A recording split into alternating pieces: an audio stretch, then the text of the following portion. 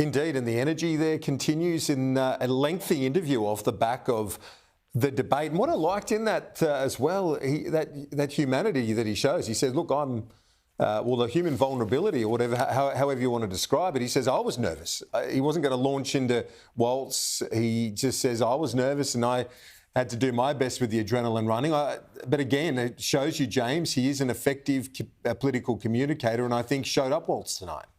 Look, he showed up Walz completely, and I think right now in the Democrat camp, they're going to be thinking long and hard about what did we do here with this Tim Walz character? You know, they had to make their VP pick very quickly, as you will recall. You remember Josh Shapiro from Pennsylvania? He was supposed to be the guy, but I think two things got in the way there.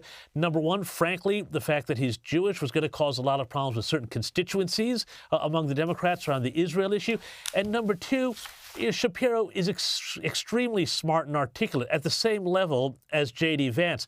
Now, had they picked Shapiro, this would have been a much different night tonight. But now I think, J.D. Vance, the thing is, for him, he is now a political star in his own right, no matter what happens in November. Remember also, just one last thing, there is no more thankless task than being a Republican running mate. You know, this is the person who is historically always destroyed by the media. Trump could have picked anybody, the most anodyne person in the world, and they would have absolutely trashed him. So, I think Vance has stepped out of that legacy very well tonight. I haven't seen a debate like this, frankly, in years. Let's just wrap up with this intervention I thought was really effective from the Republican vice presidential candidate. It was on the policy of housing, but it went back to a theme that he referred to a number of times throughout the debate.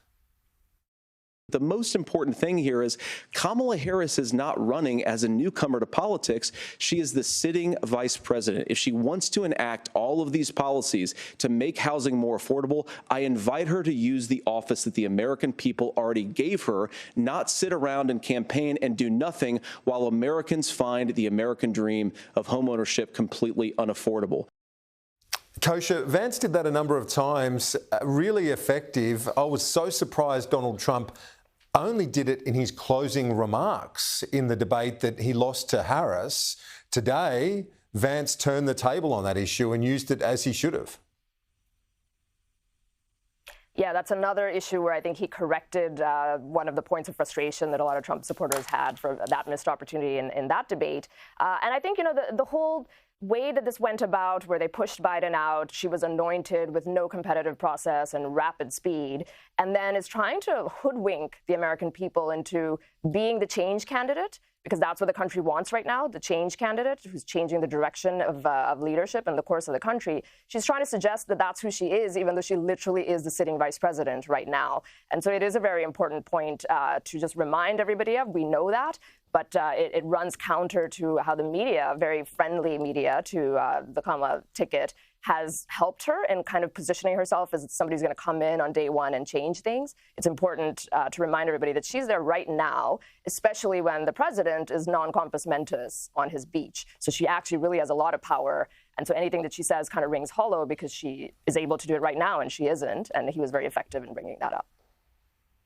James, just finally to you, your thoughts on that and what are the implications of this debate? Does it matter much in terms of the trajectory of the campaign? Look, I think we can't get ahead of ourselves too much here. These debates, either way, generally don't tend to move the needle a lot. What this will do is this will probably allay some concerns some people had around J.D. Vance. And I think it just tends to give more momentum back to the Trump-Vance campaign, because I think that's where the momentum has been lately in recent weeks. Kamala Harris and Tim Walz, we haven't seen much of them. They've kind of had a hard time sealing the deal. This idea of the Joy campaign is kind of sputtered out. And, they can't answer that fundamental question about why didn't you do all this stuff you're promising for next year in the last 3.5 years? So, I think this gives a bit of momentum to Trump. I don't think it moves the needle hugely, but it also doesn't give the media a huge, nuclear gaffe against Vance that they can play endlessly for the next 6 weeks. Yeah, certainly doesn't have that. Thank you, James. Kosher, appreciate your insights as always.